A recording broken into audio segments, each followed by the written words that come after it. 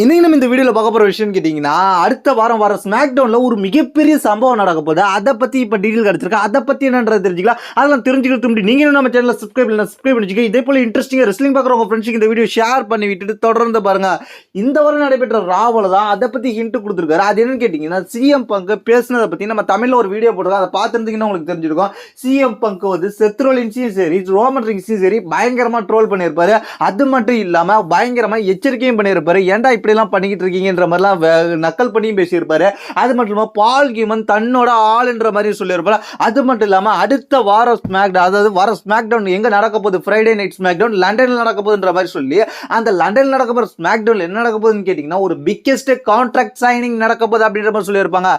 CM அங்கே சொல்லியிருப்பாரு. அந்த கான்ட்ராக்ட் சைனிங்கில் ஒரு பயங்கரமான சம்பவம் நடக்க போகுது. அந்த கான்ட்ராக்ட் சைன் யார் யாருக்குன்னு கேட்டிங்கன்னா, CM Punk versus Seth Rollins versus Roman Reigns இவங்க 3 பேருக்குமான ரெசில்மேனியா மேட்ச்ல ஒரு கான்ட்ராக்ட் சைன் நடக்க போகுது. அந்த ரெசில்மேனியா மேட்சுக்காக அது அடுத்து வர ஸ்மாக் டவுன்ல நடக்க போகுது. அந்த ஸ்மாக் டவுன்ல வேற லெவல் நடக்க போகுது.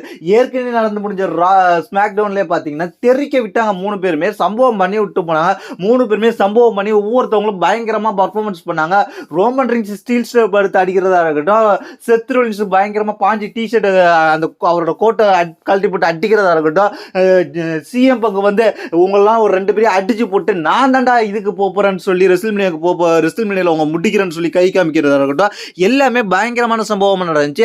அதை விட ஒரு பயங்கரமான சம்பவமாக இருக்க போது இது வர ஸ்மாக் டவுன் அப்படின்றத தெரிஞ்சுங்க. ஏன்னா கான்ட்ராக்ட் சைனிங் நடக்க போது. அந்த கான்ட்ராக்ட் சைனிங்ல பேரவல் நடக்க போது. அந்த கான்ட்ராக்ட் சைனிங்ல நடக்க போற பேரவல்ல பால் ஹீமன் யாரும் அட்டாக் பண்ண போறாங்களா, இல்ல பால் ஹீமன் ரோமன் ரிங்ஸுக்கு தெரியாம சிஎம் பங்கு பார்க்க போறாரா அப்படின்றது தான் ஒரு கேள்வி. ஏன்னா எல்லாருமே அடிச்சு போட்டதுக்கு அப்புறம் சிஎம் பங்கு மட்டும் கிடக்குறாரு, ரோமன் ஒரு பக்கம் கிடக்குறாருன்னா ரோமனை பார்க்காம சிஎம் பங்கு போய் பார்த்தாருன்னா பால் ஹீமன் சிஎம் பங்கு ஒரு ரிலேஷன்ஷிப் ஏற்கனவே இருக்கு. ஏன்னா சிஎம் பங்கு வந்து அப்பப்போ சொல்லிட்டு இருக்காரு கேட்டீங்கன்னா, பால் ஹீமன் என்னோட ஆளு, பால் ஹீமன் இல்லாம நீ ரோமன் ரிங்ஸ் கிடையாதுன்னு கூட நடந்து முடிஞ்ச ராவுல கூட பயங்கரமான ப்ரோமோ கொடுத்துருப்பாரு.